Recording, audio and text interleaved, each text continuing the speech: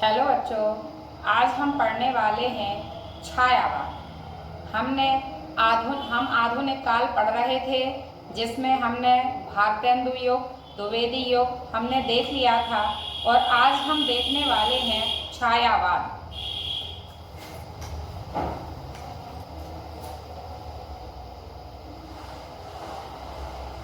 छायावाद हिंदी साहित्य के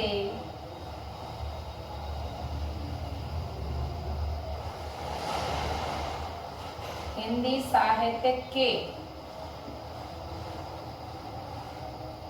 साहित्य के आधुनिक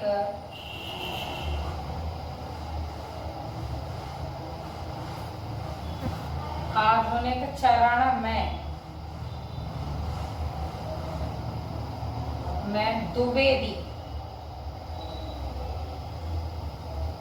द्विवेदी युग के पश्चात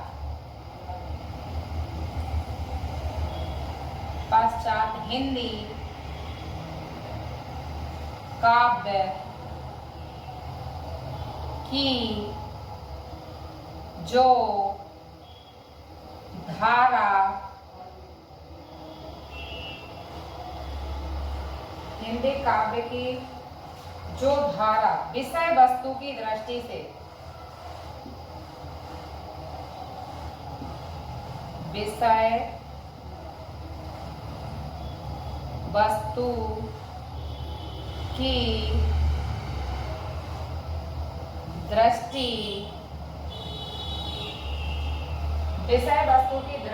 से स्वच्छंद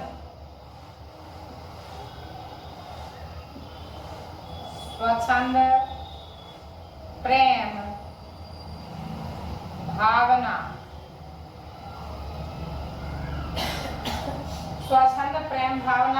तथा प्रकृति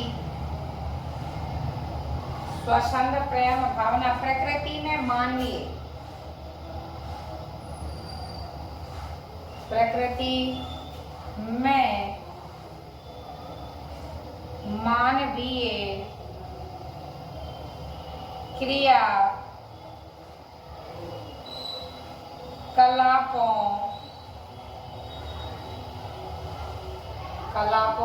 तथा भाव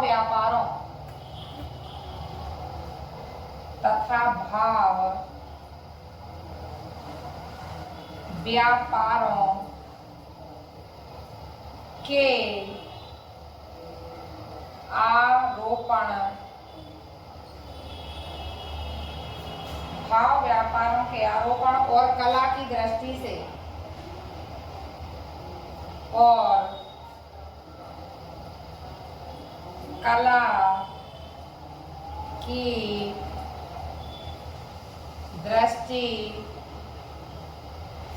कला की दृष्टि से लाक्षणिकता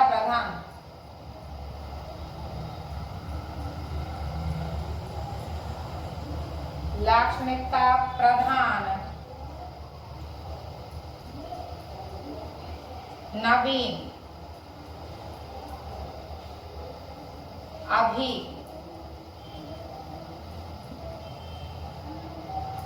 अभिव्यंजना लेकर चली, उसे छायावाद कहा गया। हमने देखा छायावाद को किस प्रकार समझे। हमने एक परिभाषा देखी, जैसे हिंदी साहित्य के आधुनिक चरण में, जैसे हम हिंदी साहित्य पढ़ रहे हैं, उसको हमने 4 कालों में पढ़ा था: आदिकाल, भक्तिकाल, रीतिकाल और आधुनिक काल। तो आधुनिक चरण में अब आधुनिक काल के भी 6 भाग थे: भारतेंदु, द्विवेदी, छायावाद, प्रगतिवाद, प्रयोगवाद और नई कविता। तो द्विवेदी युग के पश्चात जो धारा प्रारंभ होती है उसे हम छायावाद कहते हैं। छायावाद की काव्य में विषय वस्तु की दृष्टि से, अब हम जब कोई काव्य पढ़ते पढ़ते हैं तो उसे कैसे समझते हैं कि उसमें किस विषय पर ज़्यादा रचनाएं लिखी गई, किस विषय को महत्व दिया गया, उसी से तो हमें समझ में आता है कि किस युग में क्या महत्वपूर्ण रहा है। तो विषय वस्तु की दृष्टि से स्वच्छंद प्रेम भावना, छायावाद में प्रेम भावनाओं को स्वच्छंद रूप से लिखा गया, स्वच्छंद प्रेम भावना। और यहाँ पर प्रकृति का मानवीकरण किया गया। अब प्रकृति का मानवीकरण क्या है? जैसे प्रकृति प्रदत्त यानी भगवान की दी हुई कुछ उपहार हमें जो मिले हैं, धूप, प्रकाश, पेड़ पौधे, पहाड़ पर्वत, जलवायु, ये सब प्रकृति के अंतर्गत आते हैं। तो प्रकृति को मानव के रूप में देखना प्रकृति का मानवीकरण कहलाता है। जिस प्रकार मानव क्रियाएं करते हैं, हंसते हैं, रोते हैं, चलते हैं, फिरते हैं, उसी प्रकार प्रकृति को मनुष्य जैसी क्रियाकलाप करते हुए दिखाया जाता है, उसे कहते हैं प्रकृति का मानवीकरण। तो यहाँ पर प्रेम भावनाओं के ऊपर स्वच्छंद रूप से लिखा गया, प्रकृति को मानव जैसे क्रियाकलाप करते हुए दिखाया गया है। और भाव लाक्षणिकता, लक्षणों के आधार पर यहाँ पर रचनाएं की गई हैं। तो हम देखते हैं कि छायावाद में कौन सी चीजें महत्वपूर्ण हैं। यह क्लास 9th से 12th एवं सभी प्रतियोगी परीक्षाएं देने वाले विद्यार्थियों के लिए महत्वपूर्ण रहेगी। अब चूंकि 9th से 12th के लिए यह परिभाषा इम्पोर्टेंट नहीं है, यह तो बस हमने समझने के लिए देखा है। अब आगे जो हम नगेंद्र की परिभाषा लिखेंगे वो 9th से 12th के लिए बहुत महत्वपूर्ण है। नगेंद्र की परिभाषा कई परीक्षाओं में पूछी जाती है और प्रतियोगी परीक्षाओं में भी नगेंद्र की परिभाषा पूछी जाती है। ये हमने छायावाद को समझने के लिए देखी थी। अब हम देखते हैं डॉक्टर नगेंद्र की परिभाषा।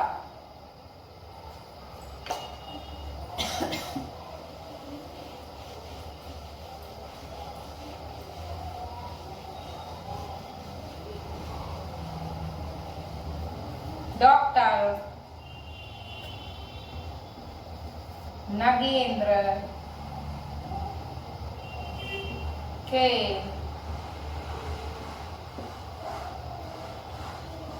अनुसार स्थूल के प्रति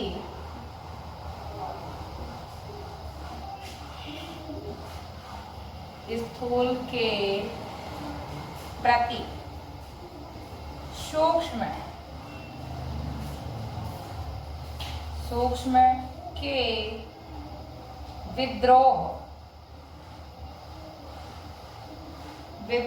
को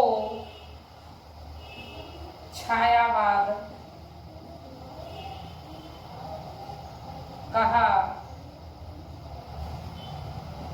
जाता है। स्थूल के प्रति सूक्ष्म के विद्रोह को छायावाद, सूक्ष्म के विद्रोह को छायावाद कहा जाता है। तो डॉक्टर नगेंद्र ने स्थूल क्या कहलाता है? बढ़े आकार में, और सूक्ष्म कहलाता है छोटा सा। तो जिस प्रकार हमने देखा कि भारतेंदु युग में किस प्रकार की रचनाएं हो रही थीं। यहाँ पर कविता के क्षेत्र में ब्रजभाषा और गद्य के क्षेत्र में खड़ी बोली और राष्ट्रीयता, अंधविश्वासों आदि चीज़ों को महत्व दिया जा रहा था। फिर हमने द्विवेदी युग देखा। हमने देखा कि द्विवेदी युग में खड़ी बोली को परिनिष्ठित करने का ज़्यादा कार्य किया गया। अब यहाँ से इस बड़े क्षेत्र से हटके जब कोई नई शुरुआत होती है उसे अपन सूक्ष्म छोटी सी शुरुआत हुई, यहाँ प्रकृति के ऊपर लिखा जाने लगा और प्रेम भावनाओं के ऊपर लिखा जाने लगा। उसी को देखते हुए डॉक्टर नगेंद्र ने कहा कि स्थूल के प्रति सूक्ष्म के विद्रोह को छायावाद कहा जाता है। तो ये परिभाषा 9th से 12th के लिए अति महत्वपूर्ण है, कई बार आपकी परीक्षाओं में पूछी जाती है। अब हम देखेंगे छायावाद के 4 आधार स्तंभ। छायावाद के 4 आधार स्तंभ माने जाते हैं। आधार स्तंभ में क्या कहलाता है? स्तंभ जो एक खंबा जड़वत रूप में खड़ा रहता है, जो चलता फिरता नहीं है, उसे हम स्तंभ कहते हैं। और आधार जिस पर किसी चीज की नींव रखी जाती है। तो ये 4 कवि छायावाद में इतने महत्वपूर्ण रहे कि हम पूरे छायावाद की नींव या आधार स्तंभ इनको मान के चल सकते हैं। तो छायावाद के 4 आधार स्तंभ माने जाते हैं। छायावाद के आधार स्तंभ। पहले है जयशंकर प्रसाद।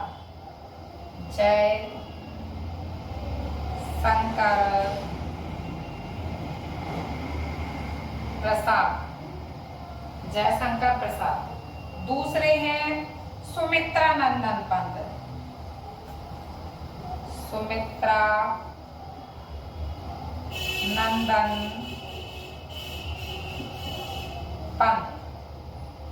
तीसरे हैं सूर्यकांत त्रिपाठी निराला। सूर्यकांत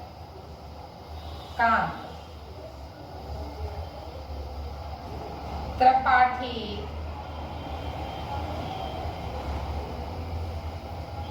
निराला। चौथी है महादेवी वर्मा।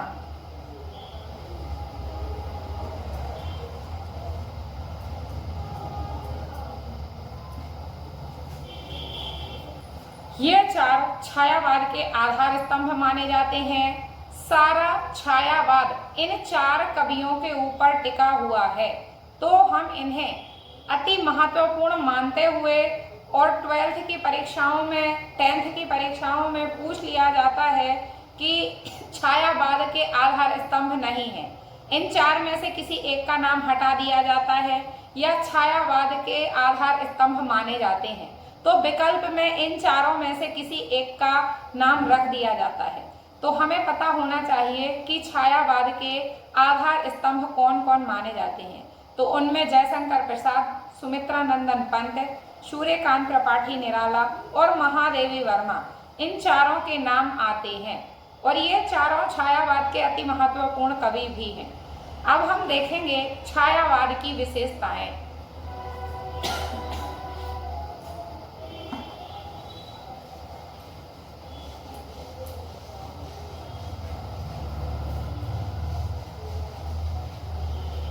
श्रृंगार भावना छायावाद की विशेषता है। छायावाद की विशेषताएं। पहली है श्रृंगार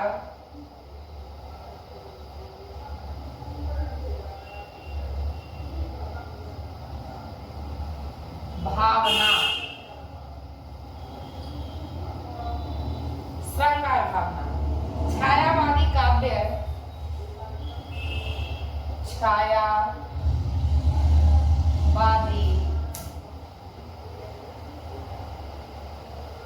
काव्य मुख्यतः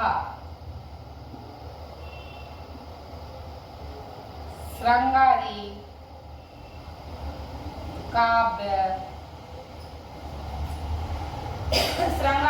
है, किंतु इसका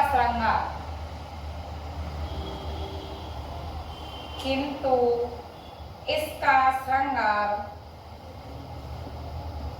उसका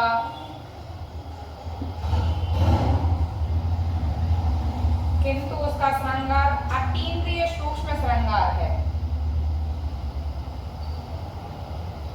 अतीन्द्रिय सूक्ष्म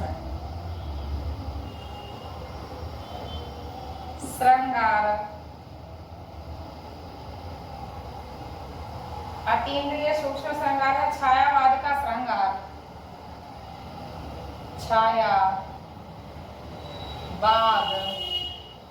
का श्रृंगार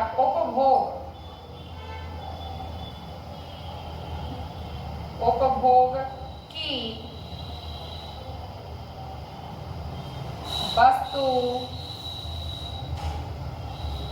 उपभोग की वस्तु नहीं अपितु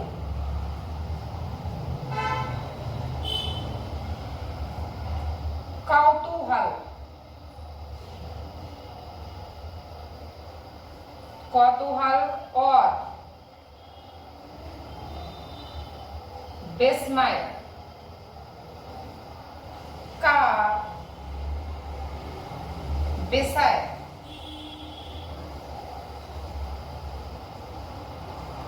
कौतूहल और विस्मय का विषय है, उसकी अभिव्यंजना में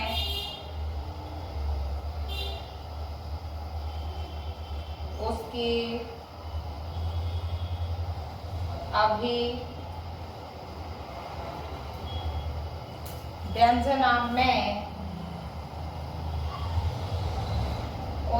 अभिव्यंजना में कल्पना और सूक्ष्मता है। कल्पना और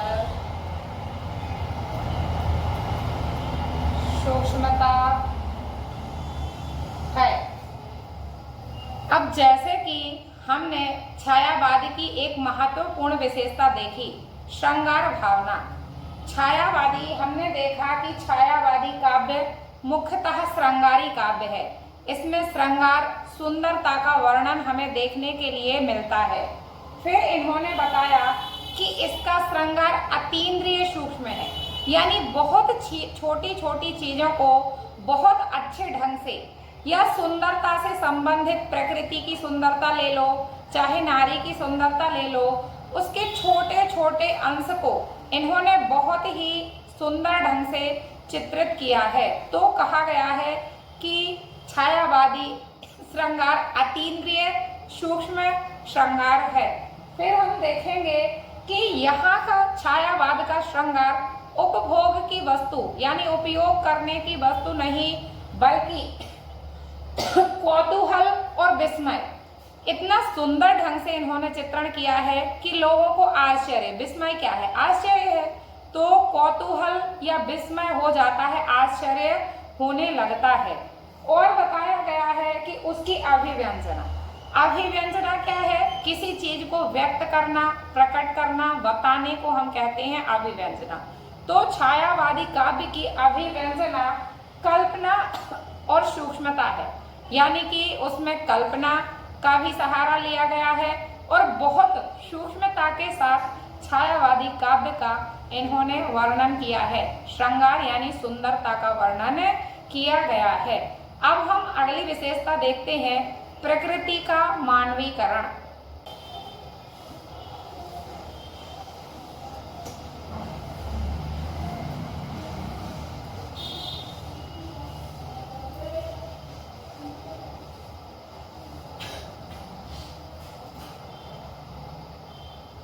प्रकृति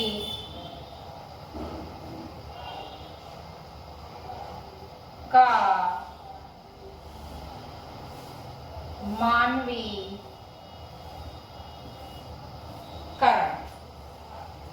छायावाद की दूसरी विशेषता है प्रकृति का मानवीकरण।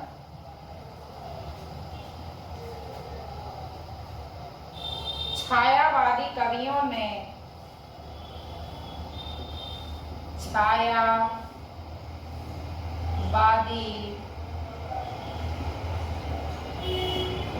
कवियों ने प्रकृति को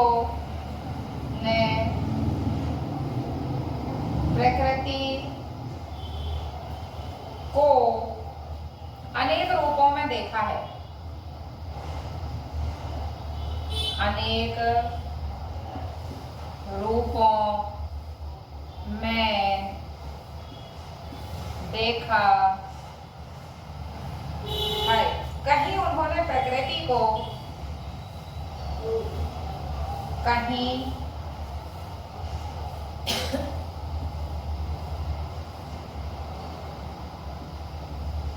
उन्होंने में प्रकृति को नारी के रूप में देखकर, नारी के रूप में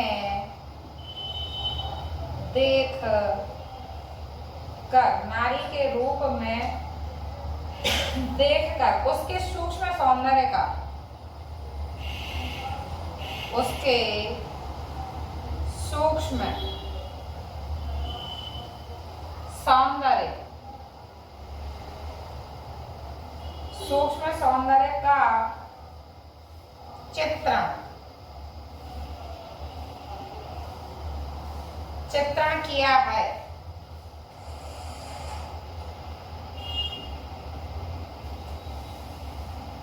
तो हम देखते हैं प्रकृति का मानवीकरण। छायावादी कवियों ने प्रकृति को अनेक रूपों में देखा है।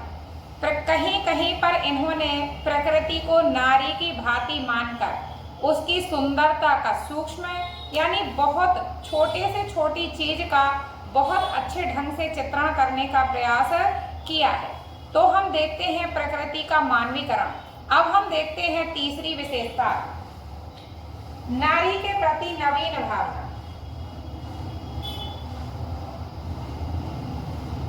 नारी के प्रति नवीन भावना। छायावाद में,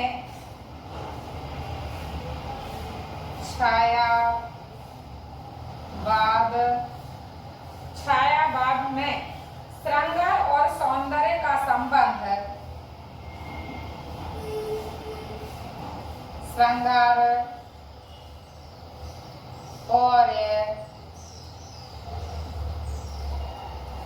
सौंदर्य का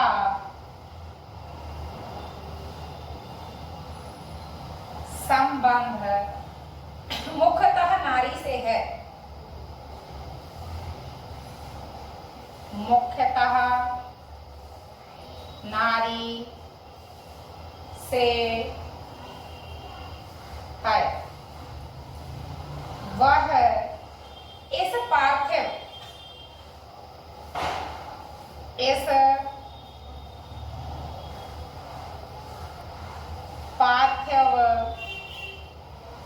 जगत की स्थूल नारी ना होकर भाव जगत की सुकुमार देवी है। तो हम देखते हैं नारी के प्रति नवीन भावना। छायावादी कवियों में नारी के प्रति नवीन भावना व्यक्त होती है। उन्होंने जो सौंदर्य और श्रृंगार का वर्णन किया है उसमें कहीं ना कहीं नारी को महत्वपूर्ण स्थान इन्होंने दिया है। नारी को इन्होंने पार्थिव यानी इस भौतिक जगत की जो हमारे सामने दिखाई देता है, पार्थिव जगत की नारी न मानकर भाव जगत की सुकुमार देवी के रूप में इन्होंने देखा है। अब हम चौथी विशेषता देखते हैं, व्यक्तिवाद की प्रधानता।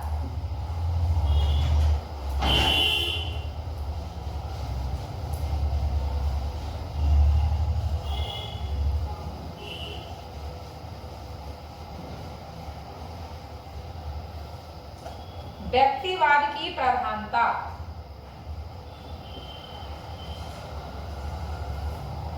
व्यक्तिवाद की प्रधानता। छायावाद में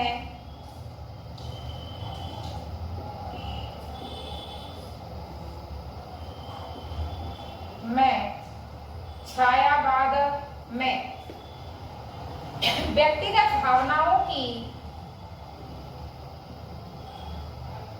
व्यक्तिगत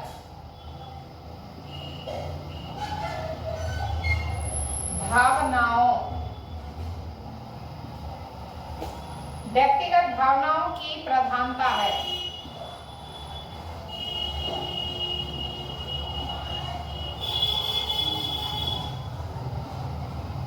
वहां कभी अपने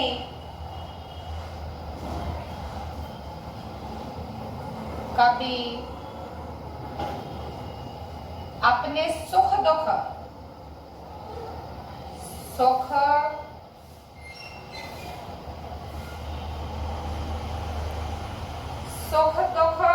एवं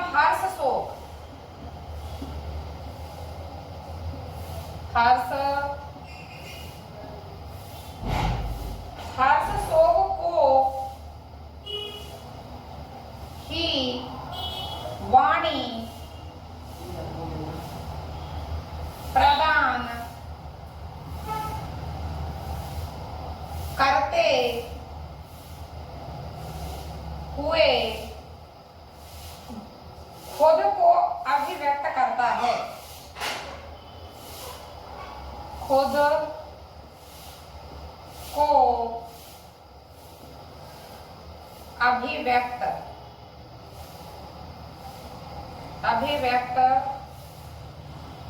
करता है। अब हमने छायावाद की चौथी महत्वपूर्ण विशेषता देखी, व्यक्तिवाद की प्रधानता। तो यहाँ पर व्यक्तिगत भावनाओं को विशेष महत्व दिया गया है। वहां कभी अपने सुख दुख हर्ष शोक, अब हम सुख दुख, हर्ष यानी कि खुशी और शोक यानी कि दुख पीड़ा को ही वाणी प्रदान करते हुए सुख को अभिव्यक्त करता है। यानी वह अपने सुख दुख की बातें करता है, दूसरों के सुख दुख जानने का प्रयास करता है। इन्हीं भावनाओं को, हर्ष शोक खुशी, इन चीजों को बांटने या इन चीजों पर महत्व प्रकाश डालने का प्रयास छायावाद के कवियों ने किया है। अब हम देखेंगे छायावाद के प्रमुख कवि और उनकी प्रमुख रचनाएं।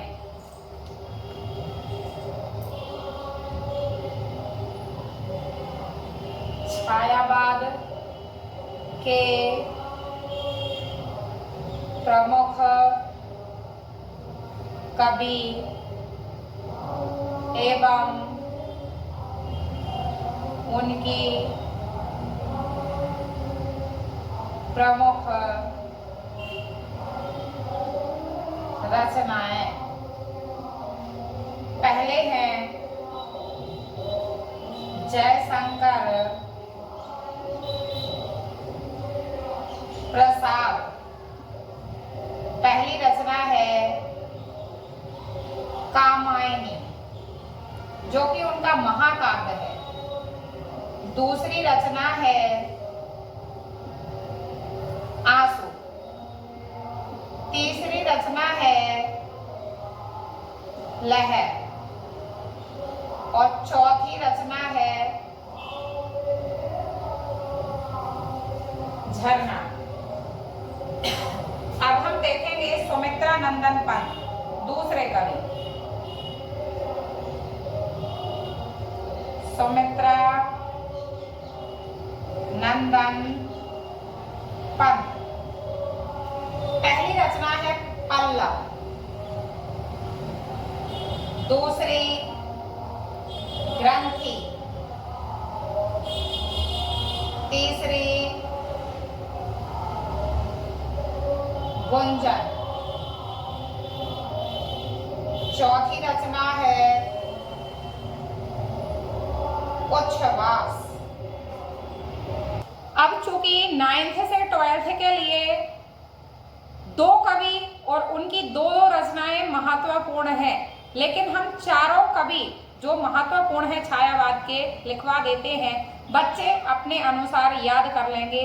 पूछ लिया जाता है छायावाद की दो विशेषताएं लिखते हुए दो कवि और उनकी दो रचनाओं के नाम लिखिए। तीसरे हैं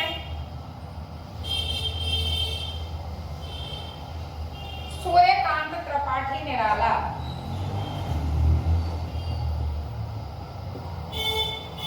सूर्यकांत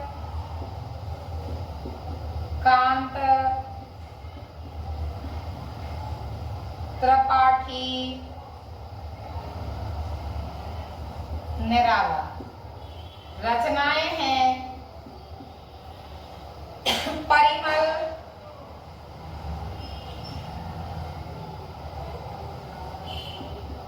दूसरी है गीतिका,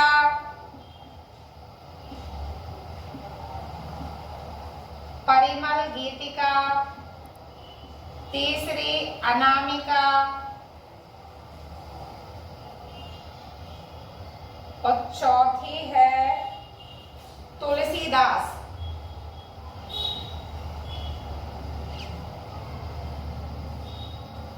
तुलसीदास तो तुलसीदास एक कवि भी है, लेकिन यहाँ पर तुलसीदास इनकी कविता है जो कि आलोचनात्मक कविता है।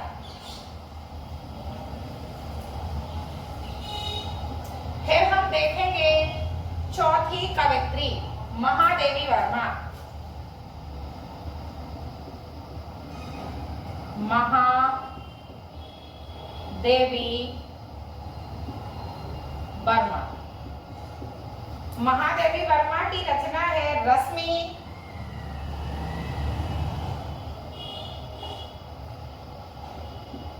दूसरी रचना में देखेंगे हम नीरजा, तीसरी में निहार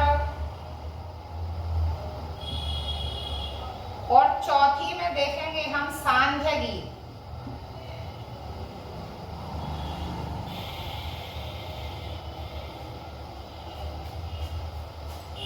ये देखे हमने छायावाद के प्रमुख कवि और उनकी प्रमुख रचनाएं। धन्यवाद दोस्तों।